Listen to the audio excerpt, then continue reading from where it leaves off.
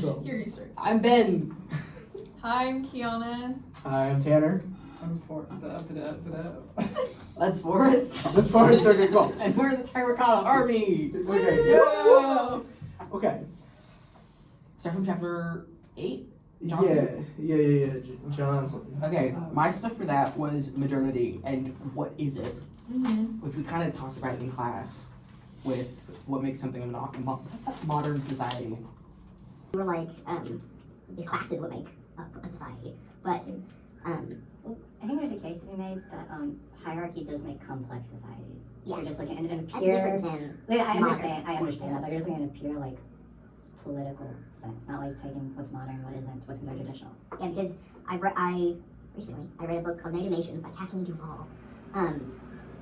Yeah, that's a good book I read. Yeah, and in that one, she reframes like Native American past through the lens of the periods of time where they weren't being murdered by people. I forget where. I think it was the Iroquois Nation, but she uses a different name for it that I have forgotten. The Iroquois Confederacy? Iroquois. The Iroquois Confederacy was fascinating. That's what they call themselves. I can't say the actual name, but that's what it translates to. Yeah. Okay. But they had like a lower, middle, and high or upper class. And they also had a complex democracy system. Yes. How did it work? What was? Yeah. I remember her saying that it was very similar to modern day like class system because we don't have no class anymore. But RIP. Thanks, Reagan. I'll see you in hell, Reagan. I'll see you there. But I do know that it was very similar to low class was like farming, middle class was artisans and shopkeepers, and the higher class was royalty, which is very similar to the class system that is set up by Confucianism.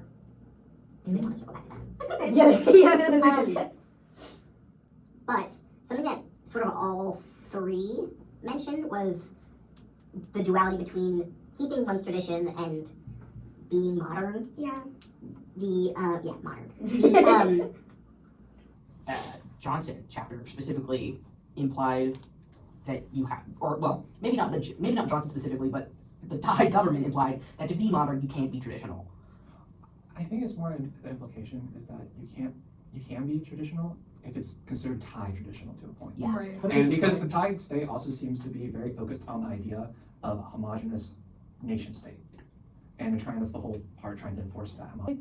I don't necessarily agree with it, but I do think that like modernity was like it's mainly connected with wealth in a lot of people's perspective. You know, progress is all about It's The other thing, The accumulation of it's wealth. rooted in a teleological framework of history, like even the phrase the march of progress, even though if you did it, it'd be like a graph that does this, and then it went off the graph into another. Yeah. the other things that I was looking at that I can't actually name off the top of my head were there are other books. I think it's called Rediscovering of America by Ned Blackhawk. I think again an indigenous retelling of history.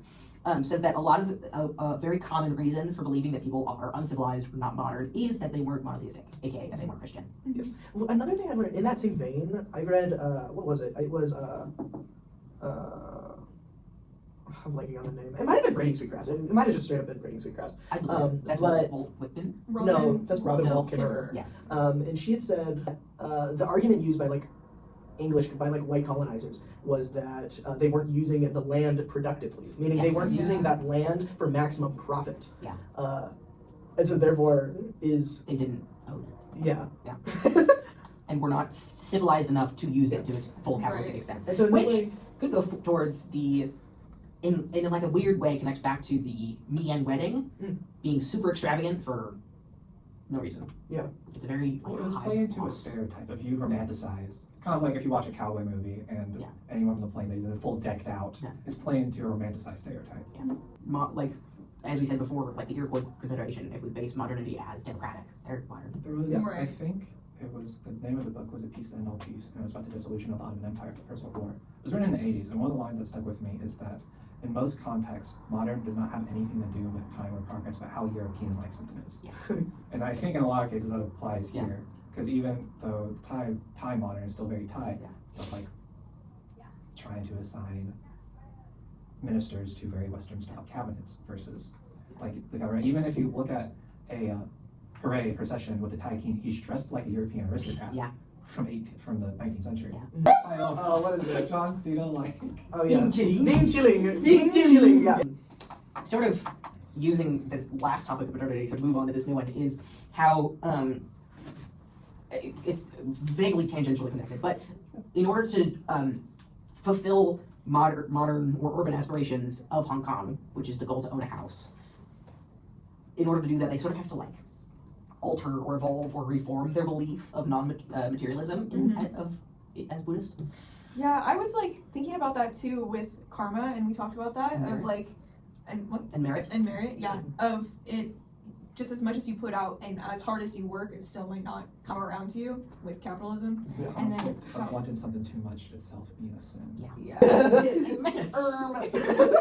So I thought it was really interesting that when I was looking at the statistics in Hong Kong, Buddhists at like a disproportionate rate, poorer people in Hong Kong were Buddhists because it gives them the sense of community with like broader Asia, and also it gives them this idea that like if they do good actions in the present and in their own lifespan, then they could eventually escape poverty. That reminds me of that chapter also mentioned, not that chapter, Westendorp also, thank you, also mentioned the Hong Kong Dream a lot, which Yes. of course made me think of the I American watched that Dream. TV show, like Wait, the Lion Rock, Rock. Yeah. Lion Rock's Yeah, but it reminded me of the American Dream, which is kind of a similar It's really thing similar, where the Buddhists are like, if I work hard now, it'll help me later, versus the American Dream is less religious and more capitalist, where it's like, if I work hard, I will have money, which is not really how it works, but you know. All right. Okay. Okay. So anyway, I was talking about Buddhists in Hong Kong being predominantly lower class. But then what I found to be really interesting was that Christians tend, if you are upper class, you are statistically more probable to be a Christian. And I think it has to do with the issues of British colonization in Hong Kong and like the lasting effects. We were also talking about like just like Anglicanization of Hong Kong. So Christianity is seen as like kind of like a prestige religion, and then additionally, so is like English. The English language is also a prestige. And I don't know. I thought it was interesting that like again, like tying back into like the ideas of monotheism being really handy for state building and the creation of modernity. Yeah. That the like elites of Hong Kong are Christian to adopt like this like past idea of British colonization. And then I kind of mentioned it, but just that the Buddhists, poor Buddhists, kind of use it as like an idea to one, because they have like so little material possessions because of like the material reality of Hong Kong, that they go into Buddhism to like find community within each other and then with like Asia at large. Yeah. And I think that flows into you well. Yeah. Kind of. Good luck. I'm just like, what? Good luck with that. We just gave it back to the man. You were gonna say? Do you, I wonder is it if great? Yeah, if you guys have comments. that differs from the hyper-individualistic Buddhism of Westendorp's subject, because they're still... That was clarified to be mostly middle class. Yeah, that's Yeah. it's not, Squarely middle and class. there's a That's very actually much a good point. in almost like the repurposing certain religious ideas that help them in professional life, like going to retreats and like where monks tell you how to deal with these Yeah, I will professional things say- through the lens of their religion. There is an interesting, we can call it evolution for the sake of ease, but there's a sort of evolution between Buddhism generally and then this modern Buddhism that's very individual, Yeah. Yeah.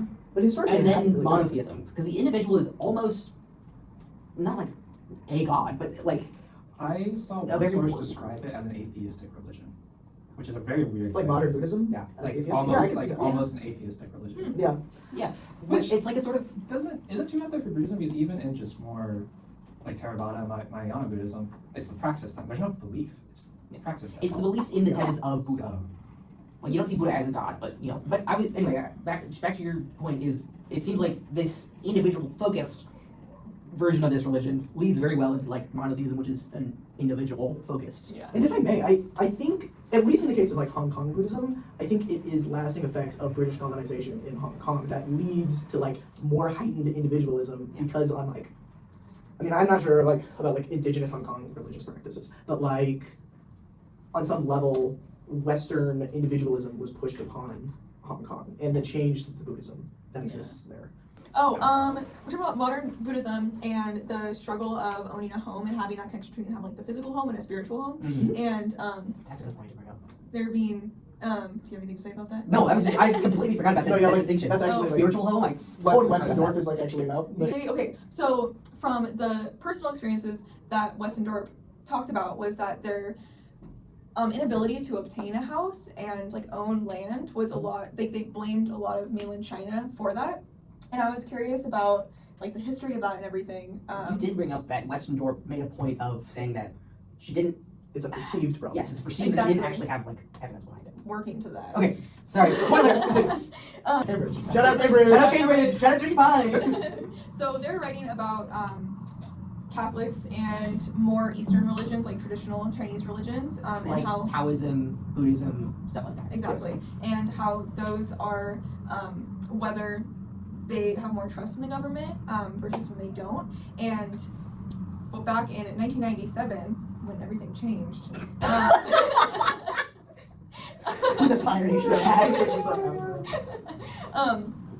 Catholics had higher voters that were unaffiliated, but and then Eastern religions were more likely to align with the government and have faith in them, not question everything as much. Which was saying that it kind of continued where the churches were pushing for a democratic state and Catholic churches? yeah, Yeah. and wanting to like go out and protest, and then Sorry. No, continue. You finish with that. you have thoughts as well.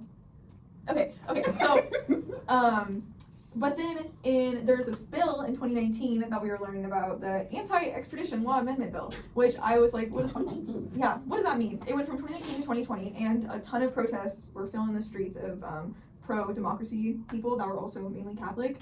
And the bill was essentially, you did a good job of explaining it. I looked up, there was like a site that was translated from Chinese that I don't know the actual website name of, and then there was Wikipedia. It said that that the main concern was that this bill would let the Chinese judicial system take precedent over the Hong Kong government system on Hong Kong specific cases. Yes. And that also ended up affecting land ownership, and China was pushing for Hong Kong's government to start to own their own, to develop their own land and private properties to increase the access of home ownership and, just like live in a place for citizens, which was like a big part of the protesting, which is interesting because that kind of contradicts what the individuals were saying in Yes. Westendorf. I Yeah. wonder if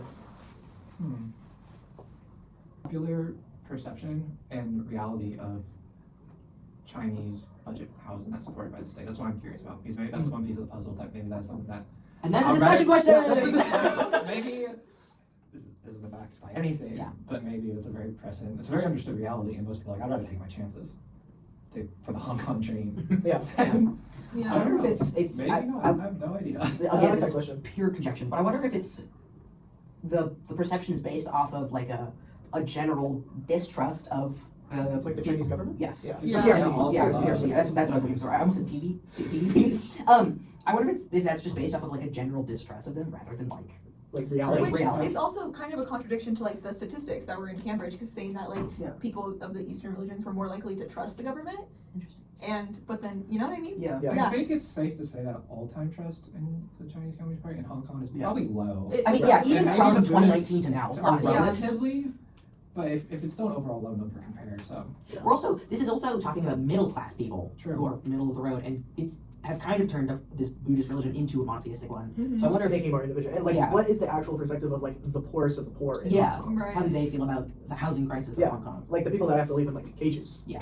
Cages. Yeah. Yeah, so I wonder if these, because from what it sounded like in the from what Westendorf wrote, is that there is a definitive middle class as opposed to like the United States having not really one. Yeah. So I wonder if their middle class still is closer to the upper class than it is lower. I remember in the Westendorf, like the definition of like what the middle class means is also fairly like vague, like it is Yeah. in America. Yeah, it doesn't Of, spend like, very much time on it. From like what I remember, it's mostly just like if you are part of like if you're like educated, if you like went to Yeah. if you went to like college, you are technically middle class. And like more generally, like middle class means if you ask a person, are you what class are you? And they say I am middle Yeah. class. Even though if that might not be like the real material reality. Yeah. I also wonder if well, I think it's interesting that you're saying that the perspective of like people that are literally living in cages, of like the low class, of the people that are concerned about home owning have the privilege to think about like meeting their spiritual needs too, of like that Yeah. home ownership. It's Yeah. like people that they're not thinking about, it's They don't like, have the time. exactly, yeah. Bummer. The video cuts off. What do we think? What do we think of this privilege, I guess, to consider one's spiritual needs Yeah. Yeah, as this honestly, important, it is a privilege. like on the same level as owning a house. Yeah. Yeah.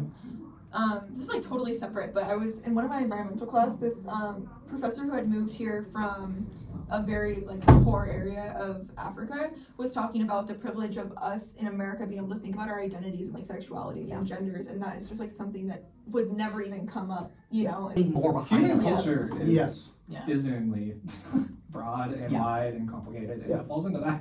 That's why we're all anthropology students. So I don't know. Shout out Judy Pine! Shout out Judy Pine and anthropology. Yeah. and anthropology. Also, final question: did you like our talk? Yeah. Did you have fun? Would you listen to our podcast? Were we cool? Would you be friends with us? And if the answer is no, don't say anything. yeah. Your opinion doesn't matter. Only if you would, great. If not, don't say anything, You just please. leave the class. So. Get like a bunch of people get up and leave.